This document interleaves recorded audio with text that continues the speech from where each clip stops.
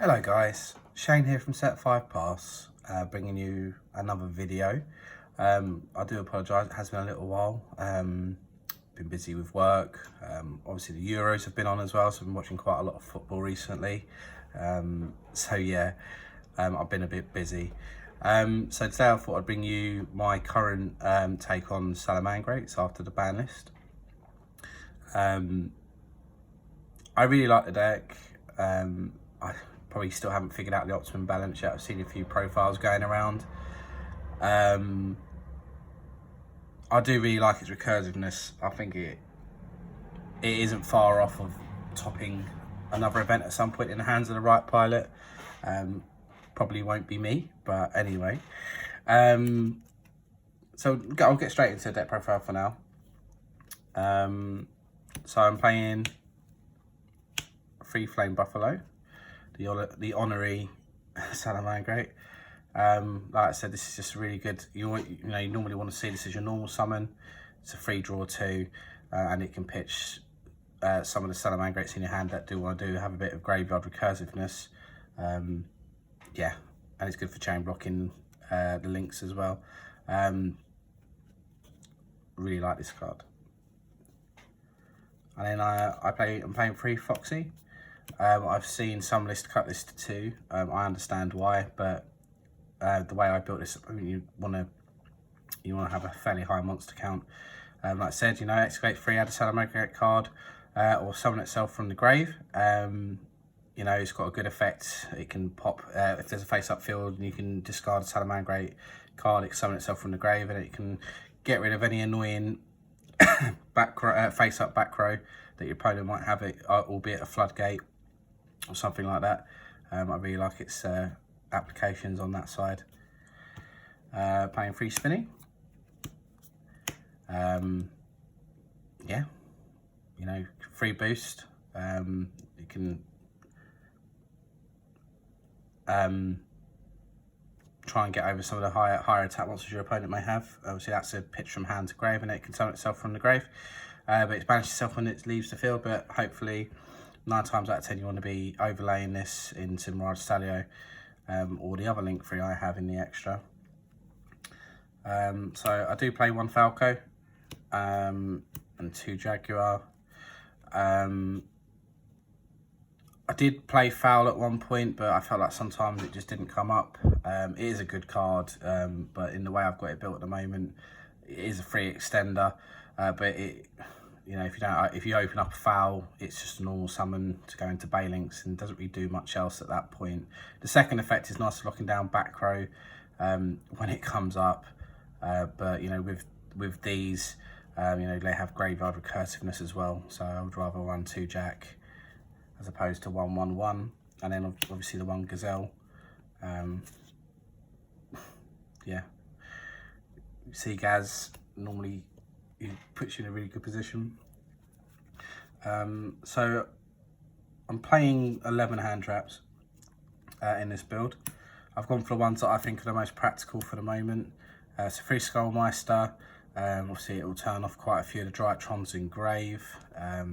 It turns down any decks that like graveyard shenanigans, i.e. Some of the Golden Lords, some of the Shaddolls, any of the rogue type decks. I mean, this is rogue as well, but any of the other rogue decks, it will shut that down. I like the flexibility of Skullmeister personally. Also will turn off the Tri-Brigades as well. Free Go Spell, like I said, stops graveyard shenanigans, stops stops banishing stuff from grave, reborning from grave. Good applications against Drytron if the Drytrons are already in the grave as well. Turns off Revolt. Ash, it's just hits everything really. Don't really say too much about Ash. And I am maining 2 Phantasme. I like Phantasme. Obviously, if you're going first, it's not really that practical. But if you do lose a dice roll and your opponent's playing a link heavy deck, this does let you dig for stuff that might be more applicable. I wouldn't play it any more than 2. But yeah, it's a good way to put cards like Sanctuary, if you've hard drawn it, back into the deck, or mainly just that really recycling the Sanctuary, or any card you don't want to see in your opening hand. That's it for the monsters. So for the spells, play 3 Pot of Desires for consistency. I never used to like playing 3. I normally only used to like to play 2, but you do, I suppose, once you've managed to excavate or get rid of the gazelle out of deck, you want to see a desires just to draw into more extenders or more follow-up. So you play 3 for consistency. I know for a fact I will end up resolving this and drawing desires off desires. I'm sure you all know that pain. So 1 circle and 1 sanctuary. Like I said, okay, play circle at 1 because it's only at 1, and 1 sanctuary. I've seen some people playing 2 sanctuary. I think that's wrong. You know, you don't want to open it. Yes, you don't want to banish it off desires, or you want to weigh, you know, if it gets banished off your opponent's cosmic. Yeah, it's sad, but you don't want to open more than 2. Free will. I know some people say only play 2. You know, this is literally a monster reborn or a soul charge each turn. Well, not soul charge each turn because that's send itself, but you literally summon a salad for free every turn from hand or grave. You know, yeah, if you open multiples, that's sad, but again, it could just be discard fodder for either your Foxy or for the or just for the Foxy. And obviously Falco can reset this as well. It's just really good recursion. Free Signet mining. Like I said, you know, search any of your Cybursts, pitch 1. You know, the ash bait if you like at times. I am main decking 1 Harpy Silver Dust just in case I do lose a dice roll, and it's just an out to anyone who just wants to sit on mine. I mean, I know this card also is out to Floodgates and mine, but obviously if you're forced to go second, you have Duster. So I'm playing 2 Rage, 2 Raw. I've seen some builds playing 3 of each. I kind of understand why, because that way they see it and you're not relying on Gaz to send it. But if you open 2 Rage, 1 Salad and then some spells, it's like, well, you're not really doing anything. I think this is the right ratio, because you'd be extremely unlucky if you banish all 4 of these off of desires. You might banish 2 and 1 or 1 and 1. You know, yeah. That ratio of 3 each in some decks is a bit confusing, but I do understand why. So now we're going on to the extra. So we'll go through the salads first. Sorry, I did have these sorted out, but they managed to get shuffled again. So 3 Baylinks. Don't need to say any more on Baylinks. You know, we all know what Baylinks does. Search your sanctuary and then banish itself from grave to protect any salad cards that are on the field. Free Wolf. Again. You know, recycles a fire monster, and then if it's relinked, it can add a Salamangreat spell trap back to hand. I really like Wolf. So I'm only playing 1 Heat Leo. I don't feel like the relink effect comes up enough. I know it's nice to go Heat Leo into Heat Leo to spin back 2 back row, and I completely appreciate the applications of that. But I feel like, you know, 1 Heat Leo is enough at the moment for me personally, purely because the relink doesn't come up enough, and I'm trying some other stuff in the extra deck. See if I can get around some of Salah's normal problems, and then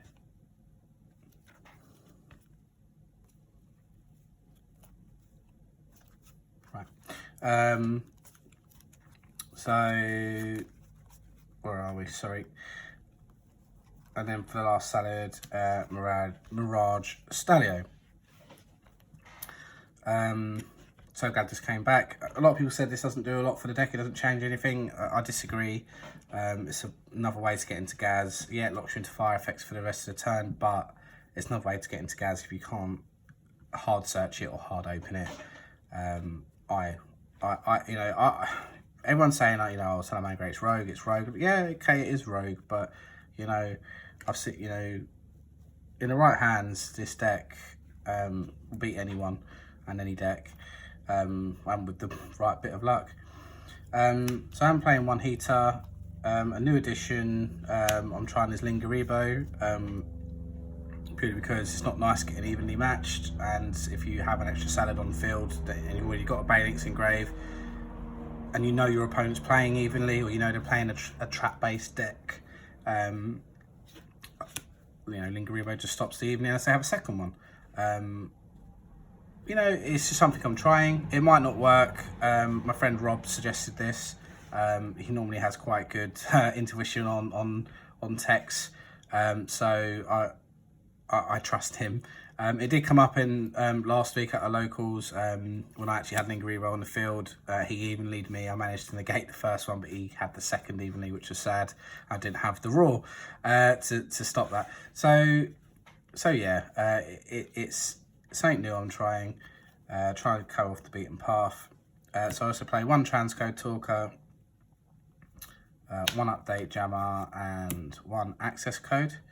You know, just is the general OTK now. If you don't get Nibiru'd first, general OTK package, and board clear for access code as well.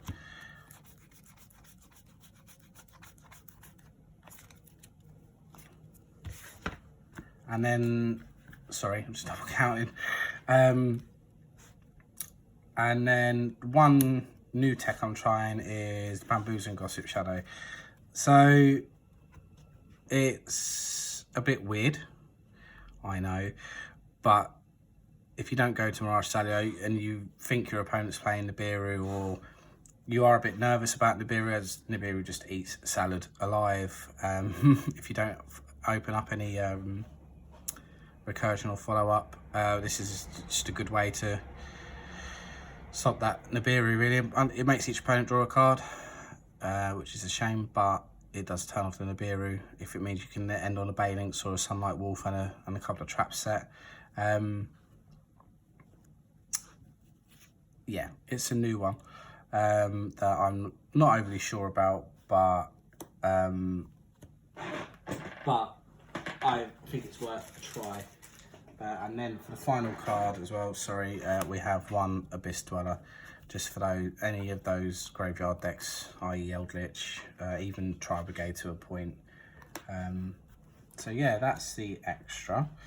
So now we'll go on to the side. I'll try and wrap up a little bit sooner than usual, guys. I know my videos normally ramble on. So for the side, I'm playing 2 anti-spell, 1 Imperial Order. This is just for any striker or spell-based heavy decks.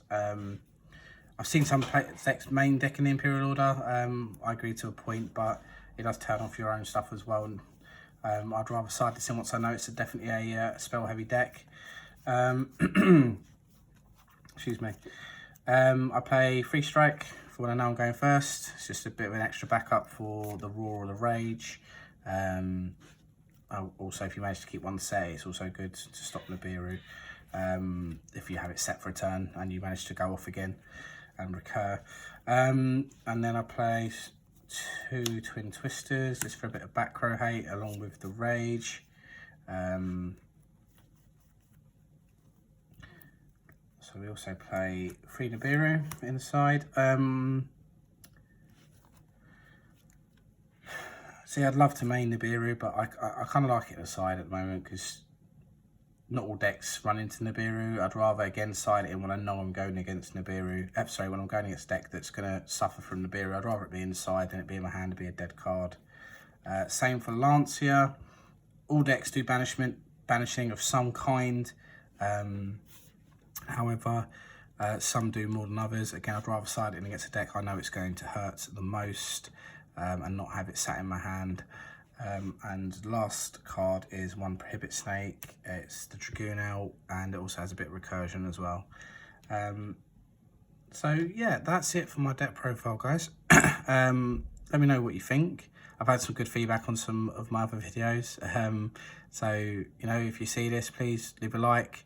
You know, if you enjoyed it, comment, and if you like what I'm doing, subscribe. But please leave feedback. Honestly, I do like feedback on my decks or my decks. That's how we get better as players. That's how we improve, feed off each other. But thanks for watching, and peace.